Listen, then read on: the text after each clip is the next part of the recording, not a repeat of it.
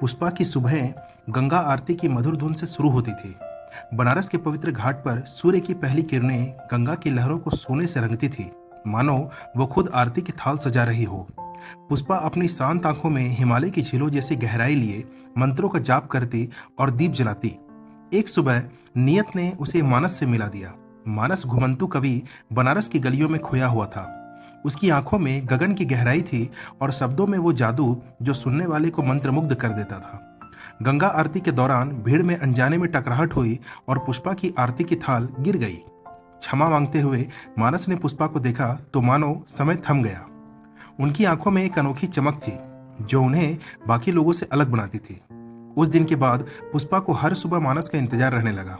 वो घंटों बातें करते, सूर्योदय से सूर्यास्त तक गंगा की कलकल धारा को साक्षी मानकर।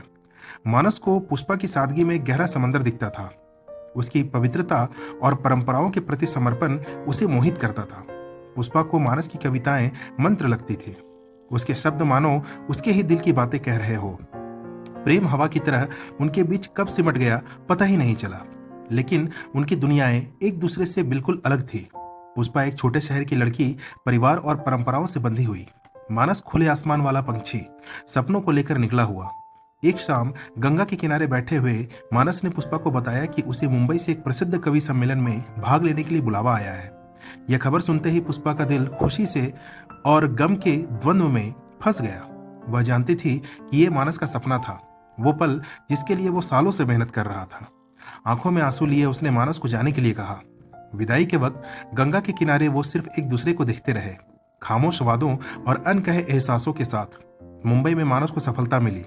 उसकी कविताएं हर तरफ गूंजने लगी, लेकिन चकाचौंध भरी जिंदगी में भी उसे पुष्पा की याद सताती।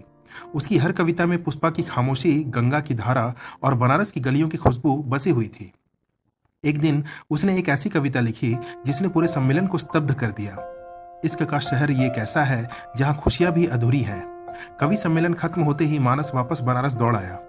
पुष्पा को ढूंढते हुए वो गंगा घाट पहुंचा। सूरज ढल रहा था, लेकिन हर शाम की तरह पुष्पा वहीं थी, आरती की थाल लिए खड़ी हुई थी। मानस को दूर से देखते ही पुष्पा की आंखों में चमक लौट आई। पुष्पा! मानस की आवाज सुनकर वो दौड़कर उसकी बाहों में आ गई। उनके आंसुओं में मिलन, सालों की दूरी और अकेलापन घुल गया। दोनों के दिलों में एक ही सवाल था, क्या अब हमेशा हम साथ रह पाएंगे? तभी एक बुजुर्ग साधु वहां से निकले। उन्होंने दोनों को आशीर्वाद दिया और कहा, प्रेम ही सच्चा धर्म है, जहां प्रेम है वहीं अपना घर है। साधु के इन शब्दों ने मानो पुष्पा के माता पिता के बंद दिलों के ताले खोल दिए। कई दिनों की बातचीत और मानस की सच्ची मोहब्बत को देखने के बाद उन्होंने पुष्पा की शादी मानस से करने की स्वीकृति दे दी। शादी के बाद मानस बनारस में ही रहने लगा। वो अब भी कविताएं लिखता है, लेकिन अब उसके विषय बदल गए हैं। अब उसकी कविताओं में पुष्पा के प्रेम की मिठास, बनारस की गलियों में खूबसूरती और गंगा की पवित्रता का वर्णन होता है। पुष्पा अब भी हर सुबह आरती करती है, लेकिन अब उसके साथ मानस भी होता है। वो दोनों मिलकर दीप जलाते हैं, मानो उनके प्यार का ही दीप जल रहा हो। शाम ढलने पर गंगा के किनारे बैठना उनकी आदत बन गई है।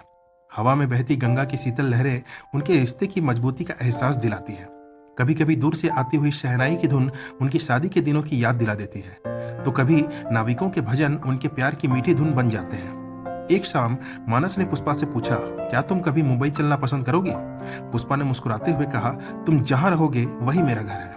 लेकिन वो रुक गई। मुझे कभी कभी ताजमहल देखने की इच्छा होती है। मानस उसकी आंखों में झिलमिलाते सपने को देख सका। उसने अपना हाथ उसके हाथ में लिया और कहा, तो फिर चलो, वहां चलते हैं। जहां प्रेम की निशानी है वहां हमारा प्यार भी दमकेगा। कुछ दिनों के बाद वो दोनों ताजमहल के सामने खड़े थे। सफेद संगमरमर का ये अजूबा मानो उनके प्यार की पवित्रता की गवाही दे रहा था। हाथों में हाथ डाले वो ताजमहल के चारों ओर घूमते रहे। सूरज की किरणें संगमरमर पर पड़कर इंद्रधनुषी रंग बिखेर रही थी, मानो उनके भविष्य को रंग दे रही हो। वापसी में ट्रेन की खिड़की से बाहर देखते हुए पुष्पा ने मानस से पूछा, तुम्हें क्या लगता है, हमारा प्यार हमेशा ऐसा ही रहेगा? मानस ने उसे गले लगाते हुए कहा, प्यार तो वही है जो समय के साथ और मजबूत होता है। हमारी कहानी तो अभी शुरू हुई है पुष्पा, अभी और भी बहुत दूर जाना है। हाथों में हाथ डाले उनकी ट्रेन आगे बढ़ती रही, दूर क्षितिज की ओर जहां सूरज ढल रहा था, लेकिन उनके प्यार का सूरज अभी भी चमक रहा था, उजाला बिखेर रहा था। कई साल बीत गए। पुष्पा और मानस का प्यार एक मजबूत बरगद की तरह फैल चुका था, जिसकी जड़ें गहरी थी और छाया विशाल। उनके घर में अब किलकारी गूंजने लगी थी। एक नन्ही परी जो पुष्पा की आंखों की शांति और मानस की कविताओं का संगम थी, उनके जीवन में आई थी। उसने अपना नाम गंगा रखा, पवित्र गंगा की तरह जिसने उनकी प्रेम कहानी का सूत्रपात किया था। गंगा की छोटी छोटी उंगलियां मानस की कविताओं के पन्नों को सहलाती थी, मानो वो भी उनके शब्दों को समझने की कोशिश कर रही हो। शाम के वक्त गंगा के किनारे अब तीनों साथ बैठते। मानस पुष्पा को गोद में बिठाकर गंगा की बाल खोलकर कहानियां सुनाता, कभी राजकुमारी की कहानी तो कभी सच्चे प्यार की कहानियां। एक शाम गंगा ने मानस से पूछा, पापा, आपकी और माँ की प्रेम कहानी कैसी है? मानस ने मुस्कुराते हुए पुष्पा की ओर देखा। पुष्पा ने भी मानस की आंखों में जवाब दिया।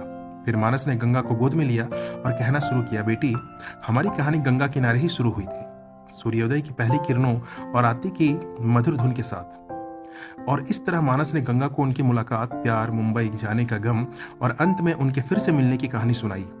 गंगा ध्यान से सुनती रही, उसकी आंखों में बचपन की जिज्ञासा थी। जब कहानी खत्म हुई तो गंगा ने पूछा, तो क्या आप हमेशा माँ के साथ रहेंगे? मानस ने गंगा के माथे को चूमते हुए कहा, हाँ बेटी, हमेशा। प्रेम ही तो वो धागा है जो हमें बांधे रखता है।